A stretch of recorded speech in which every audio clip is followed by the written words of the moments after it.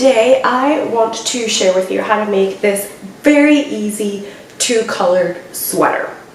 Now, before we begin the sweater tutorial, there are several things I want to discuss with you. So, before we begin discussing materials, where you can find the written pattern, which, by the way, if you're curious, is my website, crochetcakes.com, let's discuss a little bit about this sweater. There are some terms that you might have come across when you're making other sweaters. The first thing is the measurements, right? We decide what size of garment we're making based on measurements. And how do we take those measurements? Well, it's very simple. To me, one of the most important measurements to take is the bust measurement, because that kind of will determine the overall fit of the garment. So the bust lays right here, and if you notice right now, this is set to a 33-inch bust, which is my bust size. But if you notice how it's laying on the mannequin there, it is a lot bigger. And the reason for that is that this sweater has about 10 inches of positive ease. Positive ease and negative ease are terms that are quite common to use in garment making. You see them in sewing, you see them in knitting, you see them in crochet, and basically anything that will end up being a piece of clothing, or for example a sock, or anything that is meant to be worn. So what do these terms mean? Positive ease means that the garment is made wider than your own measurements. So for example, my measurement is a 33-inch bust, and this garment is made to fit a 48-inch bust. 4-inch bust. So potentially, as you go up in bust sizes, this garment could fit anywhere from a 33-inch bust, which is me, to a 42-inch bust, and it would still have positive ease. It's just that depending on where in the scale you are, if your chest is 40 inches, then you would have 6 inches of positive ease. Okay? However, if, say, your bust size is 49 inches and you are making this sweater, then your piece would have 1 inch of negative ease, which means that it's meant to stretch across your bust and it's meant to be very snug. Now, as I mentioned, this sweater has a lot of positive ease, mostly because there are no increases or decreases, and this is a tunic length. It's almost a sweater dress, I would call it. So because of this, I've decided to go with a lot of positive ease. Of course, it is very easy to customize this garment. You can make it shorter, and then you would not need to worry so much about your positive ease, and then you could just use this garment. If you were a 36-inch bust, you'd still have a good amount of positive ease to make the garment be comfortable. So those are the terms that I wanted to discuss with you. Please, before we begin, let's take your measurements. I'm sharing a little video here, so please take your bust measurement, very important.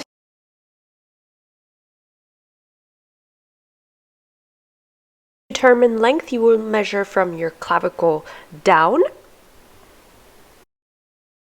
Already discussed bust measurements, but I'm just sharing this with you again.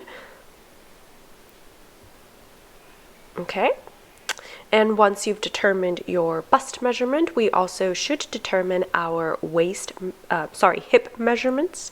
So I go for the widest part of my hip. That is what I measure. And if you're curious, I am a 41.75, so just 42. And then for the waist, just place your hands on your waist, and that'll help determine the natural waistline, and wrap your measuring tape around. Okay, so if you're curious, I am a 29-inch waist. We also want to determine how wide to make our cuff, so we measure our wrist area, and of course the length of the sleeve will be determined by, you know, whatever the length of our arm is or however long we want the sleeve to be. Please take your hip measurement because, as I said, this is a particularly long sweater. And in case it wasn't very clear from the video, we are measuring the front for the length, okay? So for this specific sweater, we are measuring from the clavicle down to how long we want our sweater to be. And this is going to determine our number of chains, but I'm getting a little bit ahead of myself. So please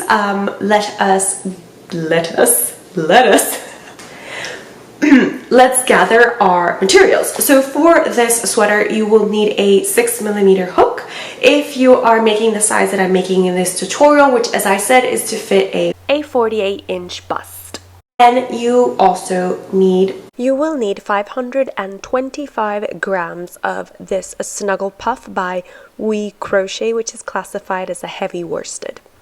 You need worsted weight yarn in 2 colors, or you can make this a solid color. It really doesn't matter how you choose to combine your colors, or, you know, if you just decide to make it only one color, or maybe you're going to decide to make it in multiple colors.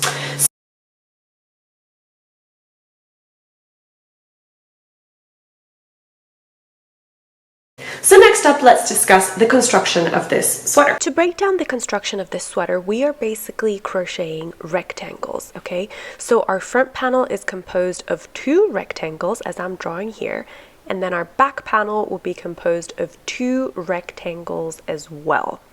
After we've completed the front and back sections, then we will move on to work on our side sections, okay? And we work all these rectangles vertically, meaning that our rows are going to denote width, not height. So it means that for this sweater, our rows denote width and our stitches denote length. Okay, so if you want to adjust the fit of the sweater and say you want a less positive ease, then you would crochet less rows. If you want your sweater to be shorter than this, then you would make a shorter chain. So measuring from your clavicle, let's say you want it cropped to here, then you would work a chain that fits this length. Materials. We need Snuggle Puff yarn in the colors Polywog and Cream, or another heavy worsted yarn with the same characteristics. We also need a 6mm crochet hook. We also need the measuring tape, of course, very handy because that determines the sweater. And of course, we also need scissors to cut our yarn and handy dandy yarn needles, not pictured here. We also need some stitch markers for when we stop crocheting and also to mark the back and front of our work. So once we've gathered all our materials, then it is time to get started. Start at the front panel, and we're going to be making the first rectangle. To do that, we're going to do a slip knot, and then we are going to chain 69. Now for this sample, I'm of course not going to be chaining 69, but these are the instructions as the written pattern state. Now, once we've completed our chain, we're going to start working in the second chain from the hook, and we're going to work an extended single crochet. Into each chain, we're going to work an extended single crochet, and I will meet you back here for the next set of instructions. If you're wondering, you should have a total of 68 stitches. Now for row 2, please read the written pattern carefully. The instructions are different for sizes 1 through 4.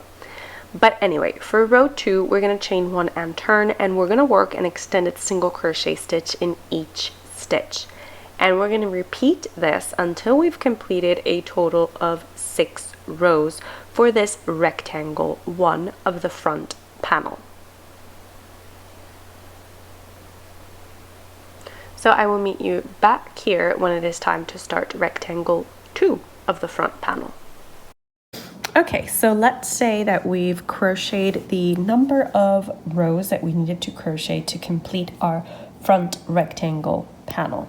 So this would be the rectangle 1. We would cut our yarn, fasten off, and now we would start rectangle 2 by making sure that our work is right side facing. We make sure that our work is right side facing by looking at this first row. So that means that our starting tail should be at the bottom of our work. And to start the second rectangle, all we need to do is grab our yarn, turn our work, insert our hook into the first chain space, and just attach the yarn and start working our extended single crochet stitches.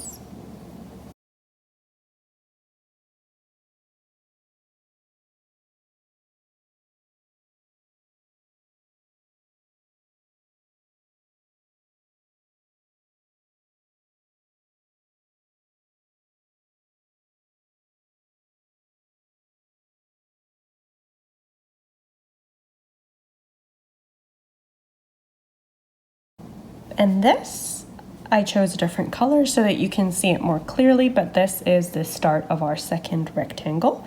And just like the first rectangle, we are quite simply working extended single crochet stitches in each stitch. Okay. So when we complete the first row, we should have the same number of stitches that we had for the rectangle 1, so that, as the written pattern states, should be a total of 68 stitches.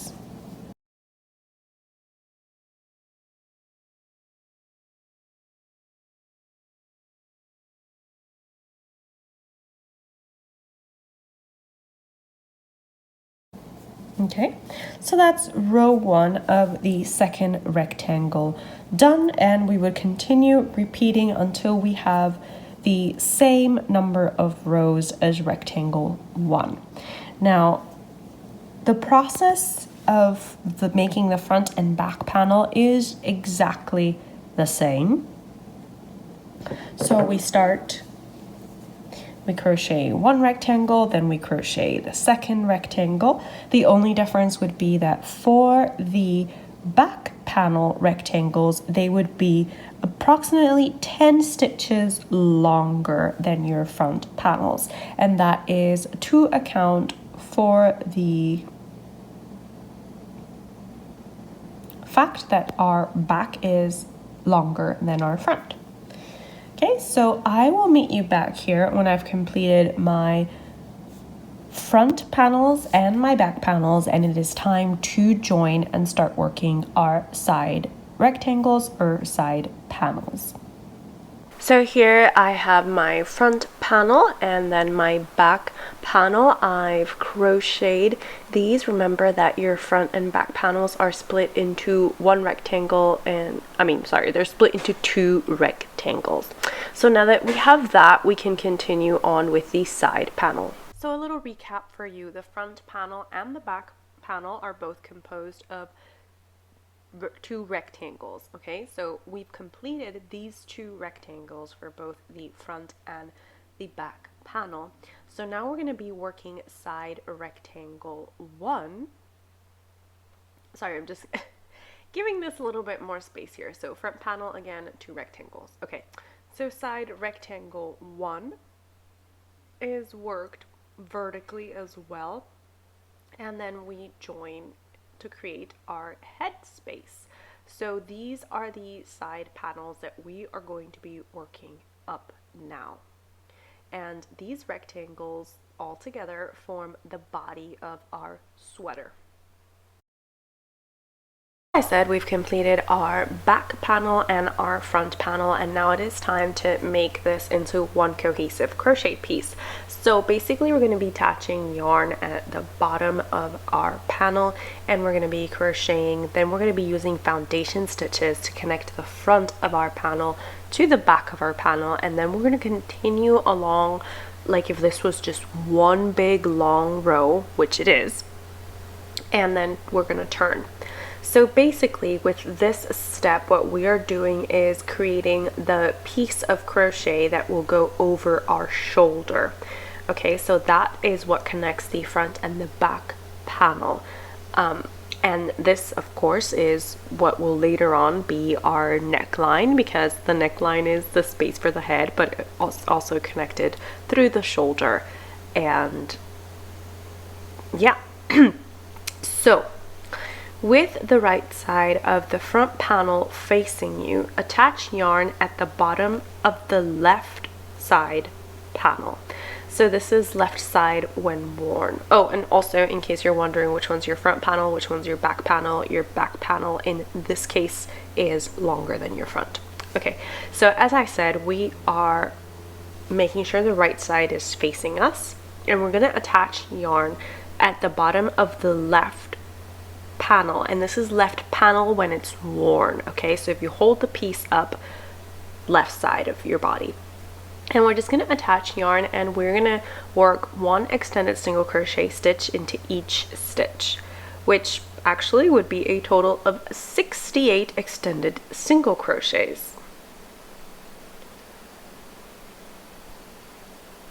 And just a reminder, this is side rectangle 1.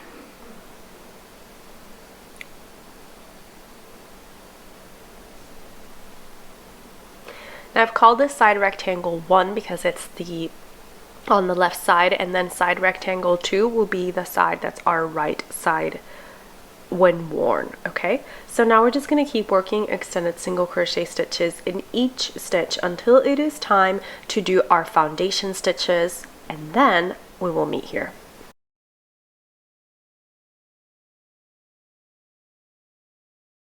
Okay, so I'm going to do my last extended single crochet in the front, and now we need to connect to our back panel. So the way I'm going to be doing that is by working single crochets foundational. Okay, so I am inserting my hook into the last stitch I just made,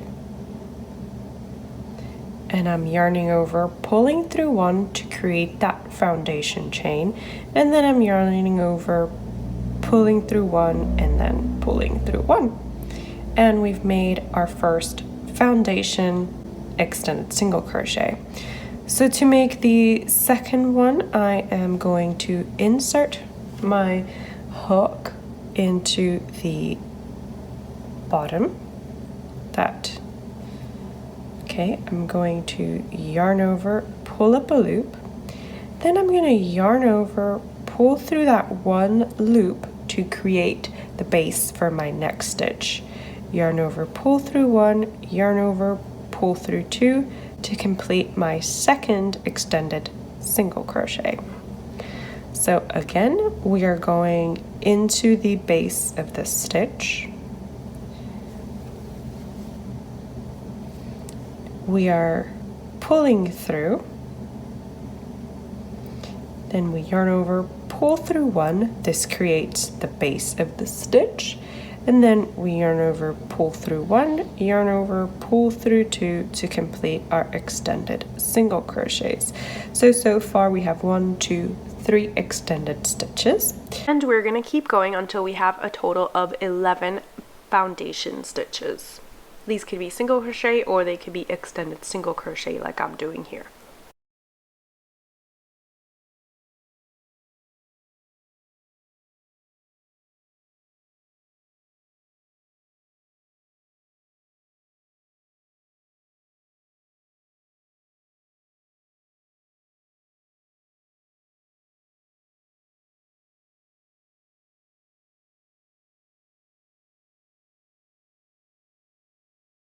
Okay, so once we have the foundation stitches that we need, then we are simply going to continue crocheting down the back in extended single crochet as well. I just wanted to kind of measure this so you would have an idea of our shoulder is going to be 3.5 inches. So that space that is going to go over our shoulder to then head to the back panel is going to be 3.5 inches. So once again, this is 3.5 inches with 10 stitches. So I'm still missing to crochet one more stitch, and then we can proceed to work the work our way to the back of the panel. So one more foundation stitch.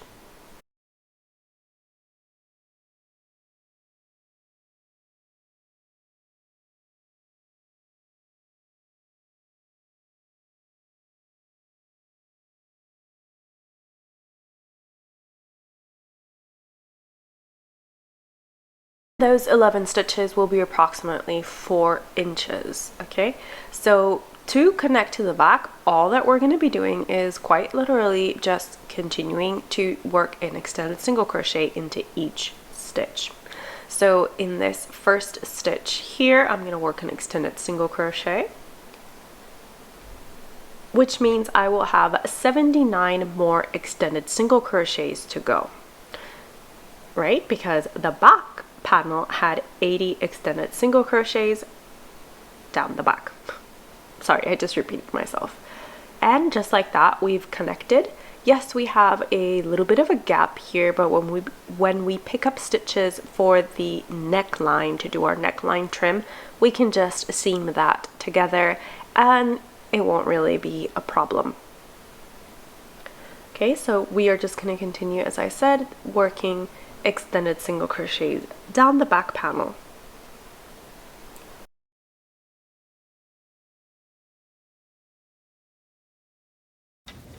So we are still working vertically. The only thing that's changed is that now our rows are longer as we create our sides. Once you complete this row, we're simply going to chain one and turn and continue working extended single crochets in each extended single crochet until we complete the side rectangle. Please refer to the written pattern to find out about color changes and such.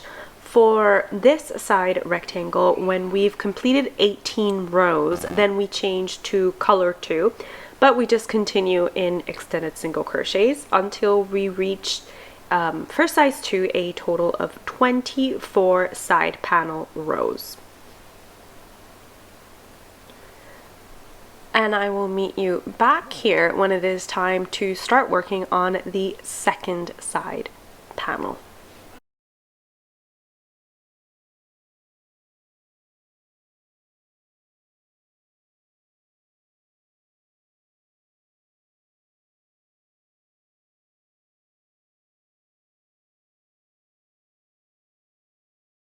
Side panel is still incomplete, but just a little fit check.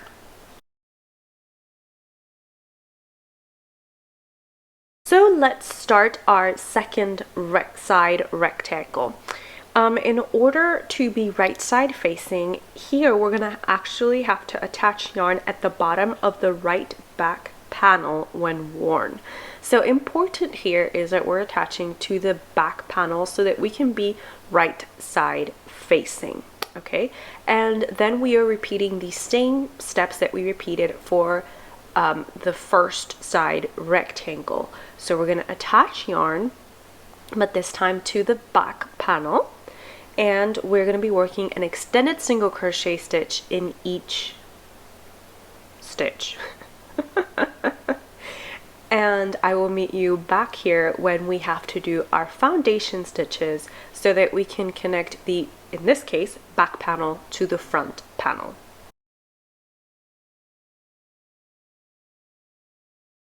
Okay, so this is a lot of fabric to maneuver, but we are going to connect this to here, just like we did on this other side. So to do that, I'm just going to finish the last stitch of the back rectangle, and now I'm going to do 11 foundation single crochet. So I'm going to literally insert in the stitch I just made, chain 1 because that will be my foundation, and we can do the single crochet just like that, or we could do the extended, which would have us chain 1 and then pull through 2 loops. So once again we are going to be going through that chain 1 space that we created. We're going to pull up a loop. Okay,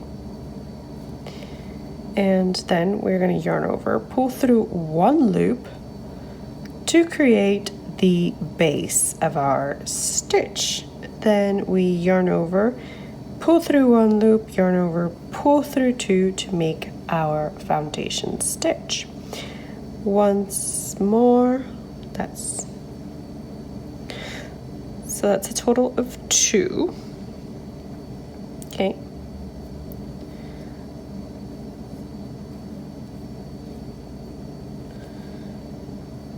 Chain 1, chain 1, and then chain 2. So that's 3, and we're going to continue doing that until we have 11 total. So once we have these 11 extended single crochets, all we are going to do is insert our hook into the next stitch of the front panel and continue working our extended single crochets. And we're going to use this tail to seam this little gap shut. Okay, so that is pretty much it. Then we're going to continue working our extended single crochets until we have the rows indicated in the pattern.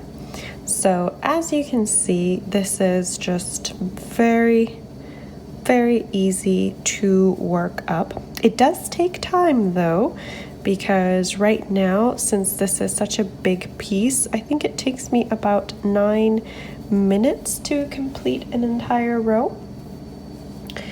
And it's very easy to add or take off length when you are working in the modular crochet technique, because you're simply working rows to denote your width instead of stitches.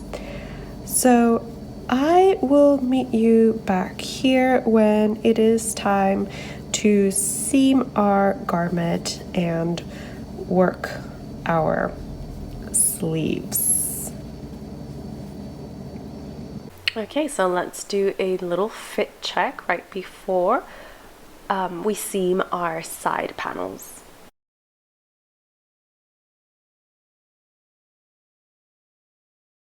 So now it is time to seam our side panels. We know there's different ways of seaming a garment. You can do a whip stitch, you can do a mattress stitch, or you can use a crochet hook.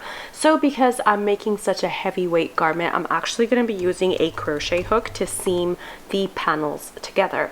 And the first thing I'm going to do is put a slip knot on my hook to just kind of leave that secured.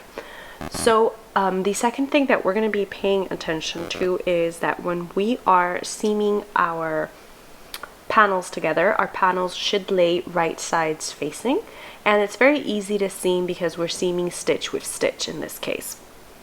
So we're going to attach our yarn 8 stitches from the bottom of the front panel and 13 stitches from the bottom of the back panel. So this is going to be approximately 3 inches from the front panel. So that's measured from the bottom of the front panel up in this case.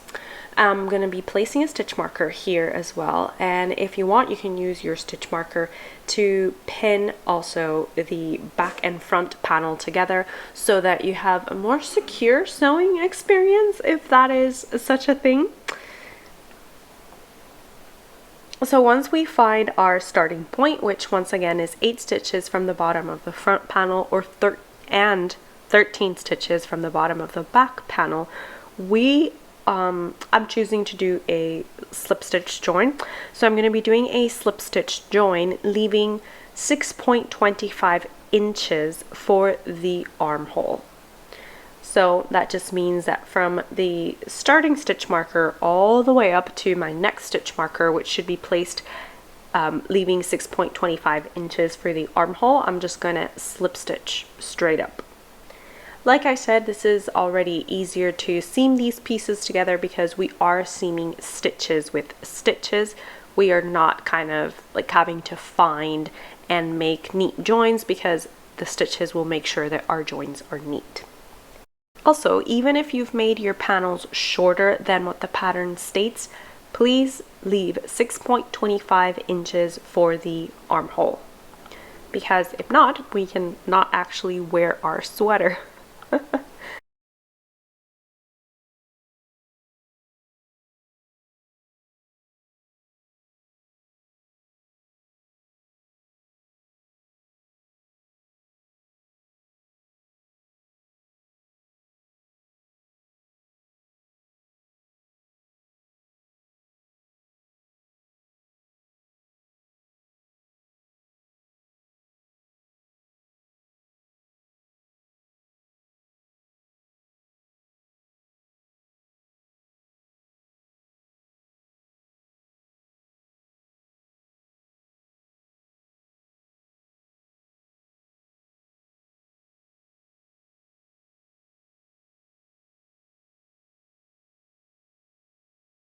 Turn your work so that the right side of the work is facing you, and now we are ready to begin our sleeves. So we're going to be working our sleeves around the armhole opening that we left. So as I said, for size 2, this should be 6.25 inches.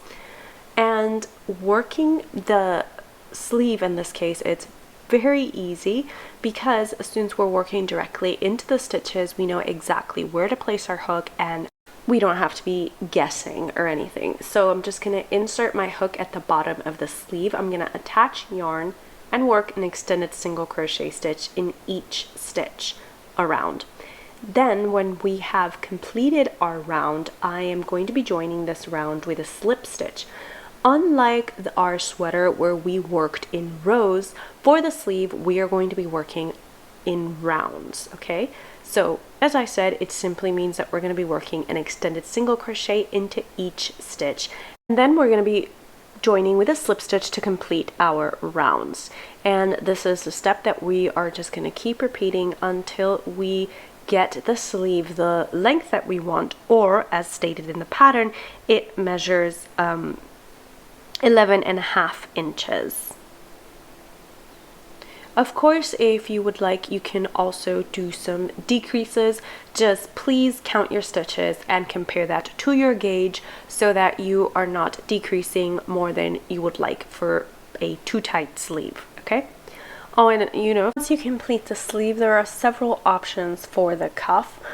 Please refer to the written pattern, but in my case, I decided to actually knit my cuff with a 1x1 rib using 5.5 millimeter DPNs. Now for the neckline, we're going to have several options, the same as we had for our cuff, but all of our options are going to start with doing a round of single crochet around the neckline. Now if you just like the look of that round of single crochet around the neckline, you can cut your yarn there, but I like a more complete neckline. So after I complete this round of single crochets, I think I'm going to choose to knit my neck rib, okay? But again, check out the written pattern for the options. Whether you decide to do a crochet rib or a knit rib, we are going to be attaching yarn to the middle back of the sweater. If you would like more details on how to pick up neckline stitches, then I'm going to insert the link in the iCard and in the video below to a more detailed neckline tutorial. For this one, we are simply going to be picking up 54 single crochets around the neckline, and then we're going to be joining with a slip stitch to the first single crochet.